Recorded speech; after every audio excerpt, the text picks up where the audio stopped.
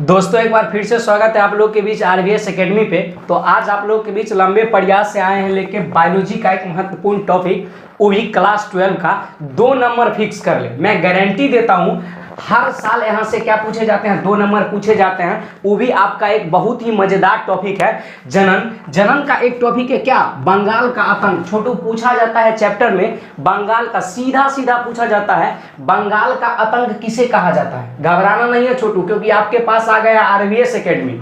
देखिए छोटू, बंगाल का आतंक की बात किया जाए या टेरर ऑफ बंगाल कहा जाए, बंगाल की आतंक की बात किया जाए तो उसका सीधा सीधा आंसर होगा जलकुंभी। क्या होते हैं छोटू? जलकुंभी। आप देखे होंगे आपके बगल में क्या होते हैं, नदी या तालाब या कोई भी गटर होते हैं, उसमें यह पौधा क्या होते हैं, बहुत स्पष्ट रूप से दिखाई देते हैं। या कोई नदी में बहुत लंबे समय तक पानी जमा रह जाते हैं, अगर पानी की लगातार गति नहीं होती है तो उनमें यह क्या होते हैं, स्थिर मात्रा में जमे रहते हैं। छोटू सबसे पहले इसके बारे में बात किया जाए तो यह एक प्रकार का जलीय पौधा है। क्या है छोटू? यह एक प्रकार का जलीय पौधा है, न कि यह एक प्रकार का स्थलीय पौधा है। अब छोटू स्पष्ट यहाँ से यह एक प्रकार का जलीय पौधा है तो जल में रहता होगा, ये तो नेसेसरी है। यह एक प्रकार का क्या है, जलीय पौधा है। जलीय पौधा के कहने का मतलब यह कहाँ निवास करते होंगे, जल में निवास करते होंगे।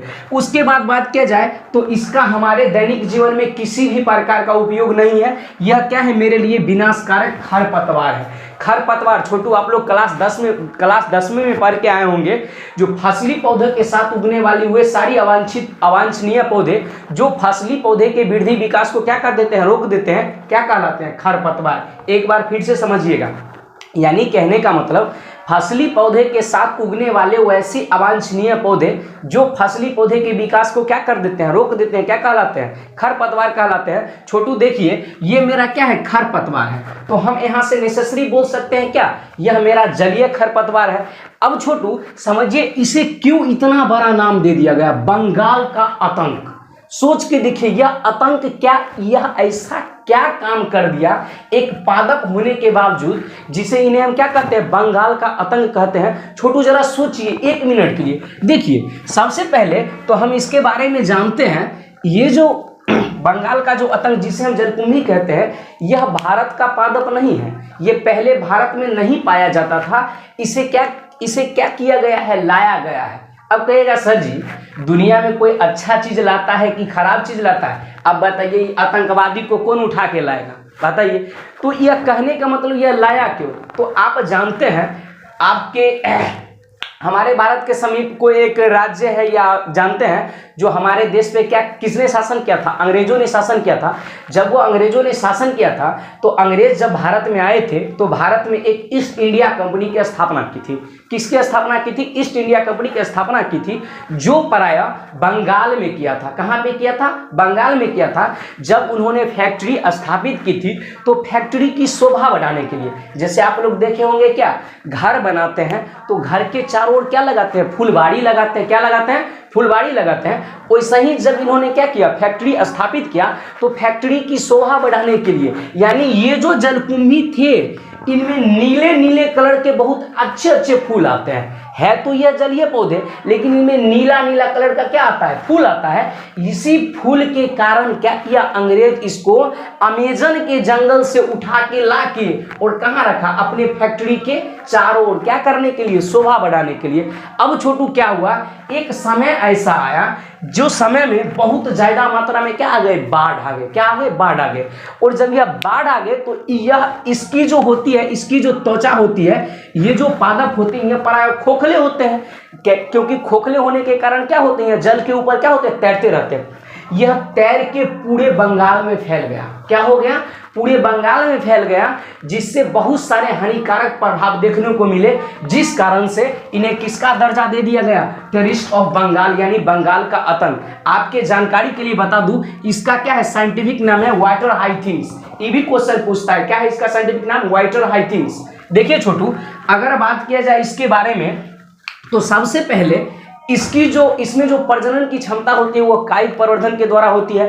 वो भी अलैंगिक जन की एक ऐसी प्रवर्धन है जिसमें बहुत ही तीव्र गति से, यानी पादप जगत में सबसे ज्यादा अगर कोई पूछा जाए इसके बारे में तो सबसे ज्यादा फास्ट रिप्रोडक्शन कौन करता है, कौन करता है? बंगाल का आतंक, जिसे हम क्या कहते हैं? जलकुंभी कहते हैं। क्या कहते हैं? जलकुंभी करते हैं। अगर वृद्धि की बात किया जाए तो वो हो जाएगा आपका क्लोरेला शैवाल, जो कि हम प्लांट किंगडम नामक चैप्टर में पढ़ाने वाले हैं। देखिए छोटू, यह क्या करता है? 8 महीने में 65,000 8 महीने में 65,000 पादप को क्या करता है? जन्म देता है। सोच के देखिए, एक मानव है जो 9 मंथ में एक शिशु को जन्म देता है, लेकिन आप सोच के देखिए ये 8 मंथ में कितना देता है? 65,000 से ज्यादा क्या करता है? पौधे को जन्म देता है। अगर इसके बाद बात किया जाए तो यह प्रायः तालाब में पाया जाता है, और तालाब में आप छोटू देखिए ये जो 65,000 देता है तो वृद्धि तो करता ही होगा, तो यह बहुत तीव्र गति से क्या करता है? वृद्धि करता है। क्या करता है? वृद्धि करता है। उसके बाद इसका अगला, अगर इसके बारे में बात किया जाए तो यह करता क्या, सो समझिएगा। इनकी जो पत्तियां होती है, पत्तियों के अलावा इसमें छोटे छोटे गोलाकार संरचना पाए जाते हैं, जिसको बच्चा सबको देखिए हर हमेशा फोड़ते रहते हैं। ये जो छोटे गोलाकार संरचना पाए जाते हैं, इसका काम समझिए, यह क्या करता है? पानी में से छोटा ऑक्सीजन को खींच लेता है। अब ये जो ऑक्सीजन को जो खींचता है, तो बताइए छोटू, आपके पास 5 गो रुपया है, कोई जेबी में से खींच लीजिए तो आप पार्ले जी खाइएगा? पार्ले जी के बदले आपको कोई पानी नहीं थमा देगा। देखिए यह क्या करता है? नदी में पाया जाता है, तो आप जानते हैं जहां पे पानी है तो पानी में जलीय जीव भी रहते होंगे, जलीय जीव भी रहते होंगे। अब वो जो जलीय जीव है, जलीय जीव क्या करते हैं? सांस के रूप में घुलित ऑक्सीजन लेते हैं, और ये चोटा पहलते से क्या किया है? घुलित ऑक्सीजन को अवशोषित करके वो गोल का डिब्बा में बंद करके रख लिया। तब बताइए छोटू, पानी में जल की कमी होगी कि ना?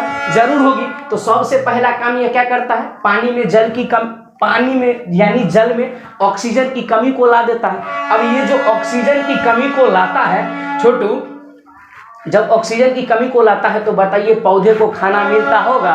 नहीं मिलता है, जिस कारण से क्या होते हैं? पौधे सही रूप से वृद्धि नहीं करते हैं। उसके बाद अगला क्या करता है? देखिए अगला पढ़े होंगे क्या? अगला देखिए, अगला टॉपिक है मोर ट्रांसपिरेशन, यानी कहने का मतलब बहुत तीव्र गति से बाष्पो उत्सर्जन। 10वां में अगर आप अच्छा टीचर से पढ़े होंगे ना, तभी आपको बाष्पो उत्सर्जन बताया होगा, तो छोटा कनपटिए में निकाल देता है। देखिए बाष्पो उत्सर्जन की बात किया जाए तो जितने भी पौधे हैं, जैसे हम लोग खाना खाते हैं तब पानी पीते हैं ना, वो भी क्या करता है? पौधा जब वो खाना बनाते हैं तो उस समय क्या करते हैं? जैलम उत्तक और फ्लोएम उत्तक के द्वारा क्या करते हैं? जल को अवशोषित करते हैं। तो आप जाते हैं 1 लोटा पानी कल पे भरते हैं तो सब का सब थोड़ी पी जाते हैं, आधा पीते हैं आधा फेंक देते हैं। वैसा ही ये जो होते हैं ना पादप, वो जितना का जितना अवशोषित करता है ना जल, जैलम उत्तक, उस सब का उपयोग नहीं कर पाता है। जितना बच जाता है उसको क्या कर देते हैं? वो बाहर निकाल देते हैं पत्तियों के छोटे छोटे छिद्र के द्वारा। यही प्रक्रिया क्या कहलाती है? बाष्पो उत्सर्जन।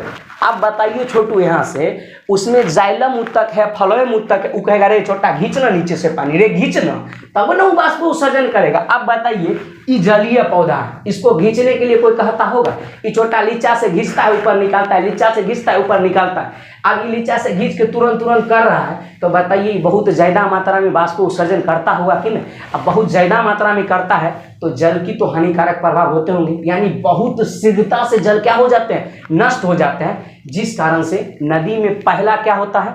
ऑक्सीजन की मात्रा समाप्त हो जाती है, जिससे जलीय जीव मरना शुरू हो जाता है। दूसरा क्या होता है? ये क्या करते हैं? नदी में अधिक पानी को सुखाना शुरू कर देते हैं बाष्पो उत्सर्जन प्रक्रिया के द्वारा। उसके बाद अगर यह किसी खेत में फैल जाता है तो इसकी क्या होती है? बहुत ज़्यादा मात्रा में फैलना शुरू कर देता है, और यह ऊपर में तैरता है तो नीचे में जो फसल होती है उनमें सूर्य की रोशनी थोड़ा भी नहीं जाती है। और आप जानते हैं जिंदा रहने के लिए सूर्य का रोशनी आवश्यक है, चाहे वह पानी में कोई पौधा हो, चाहे वह कहीं खेत में हो। अगर उसको सूर्य का प्रकाश नहीं मिले तो वह जिंदा नहीं रह सकता है। अब छोटू मछली, उनको भी तो सूर्य का रोशनी चाहिए, लेकिन ऊपर से वो क्या कर देता है? उसको ढक देता है, जिस कारण से सूर्य का प्रकाश शरीर के अंदर नहीं, तालाब के अंदर नहीं जा पाते हैं, और जीव की क्या हो जाती है? मृत्यु हो जाती है। इसी कारण से इसे क्या कहा गया? बंगाल का आतंक। इसे समाप्त करना बहुत ही कठिन काम है, यह अब भारत से नहीं जाने वाला है। छोटू एक टॉपिक आप बोलिएगा, कायिक प्रवर्धन। कायिक प्रवर्धन पादप में जनन की ऐसी विधि है, अलैंगिक जनन की ऐसी विधि है जिनमें पौधे के कायिक भाग, तना, पत्ती के द्वारा नए पादप का क्या किया जाता है, निर्माण किया जाता है, उसे हम कायिक प्रवर्धन कहते हैं। तो दोस्तों जितने भी 12th के स्टूडेंट हैं सबसे निवेदन है कि आप कहीं भी पढ़ते हो उससे हमको कोई मतलब नहीं है, आप एक बार मेरा वीडियो जरूर देखें, आपको नए अंदाज में कुछ नए चीज सीखने को मिलेगा। तब तक के लिए आपका छोटा भाई नमस्ते, बाय बाय, गुड नाइट।